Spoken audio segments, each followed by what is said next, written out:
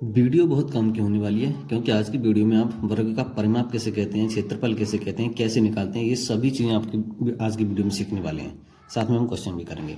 सबसे पहले इसमें दे रखा है वर्ग यानी कि स्क्वायर। अब कहते कैसे हैं, चार भुजाओं से घिरी बंद आकृति, यानी कि कोई भी आकृति हो लेकिन वो चार भुजाओं वाली हो, चार कोने वाली हो और बंद हो, और जिसकी चारों भुजाएं बराबर हों, यानी कि जितनी ये है इतनी ये इतनी ये सारी भुजाएं बराबर हों, उसी को हम कहते हैं वर्ग। मान लीजिए ये वाली भुजा अगर मैंने मान ली ए है तो ये वाली भी ए होगी और ये वाली भी ए होगी और ये वाली भी ए, यानी कि सभी भुजाएं इसकी ए ए ही होंगी। अगर एक्स है तो एक्स, क्योंकि सभी बराबर हैं। अगर ये ए तो ये भी ए, समझ गए ना बात। तो ये इसकी भुजाएं होती हैं, जैसे एक भुजा ये वाली भुजा, ये वाली भुजा, ये वाली भुजा, यानी कि चार भुजाएं हो गई। ठीक है।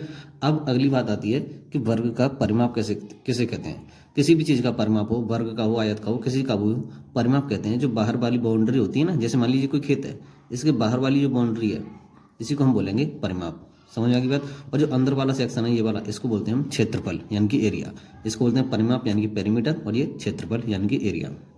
समझ गए बात। अब हमें वर्ग का परिमाप निकालना है तो कैसे निकालते हैं। वर्ग का परिमाप यानी कि ये बाहर वाली जितनी भी बाउंड्री दे रखी है उस सभी को हमें जोड़ देना होता है। मान लीजिए यहाँ पर ये ए है, ये भी ए, ये भी ए, ये भी ए, यानी कि चार बार ए आ गई तो वर्ग का परिमाप बन जाएगा। चारों को जोड़ेंगे तो चार ए। समझ गई बात। और क्षेत्रफल क्या होता है, अब सारी भुजाएं बराबर हैं तो एक भुजा कोई सी भी ले लिए और इसका स्क्वायर कर दीजिए, यानी कि भुजा का स्क्वायर, भुजा का स्क्वायर, यानी कि हम ए का स्क्वायर भी बोल सकते हैं इसको। समझ गई बात। अब क्वेश्चन दे रखा है इसमें, एक वर्ग की भुजा 8 मीटर है। मान लीजिए ये वाली भुजा कोई भी 8 मीटर दे दी तो ये वाली 8 मीटर है, तो ये वाली सभी अपने आप ही 8 मीटर हो जाएंगी क्योंकि सभी बराबर होती हैं। समझ गए बात। अब एक वर्ग की भुजा 8 मीटर है तो इसका परिमाप बताना है और क्षेत्रफल बताना है। अभी मैंने आपको बताया परिमाप का फॉर्मूला क्या होता है, 4a।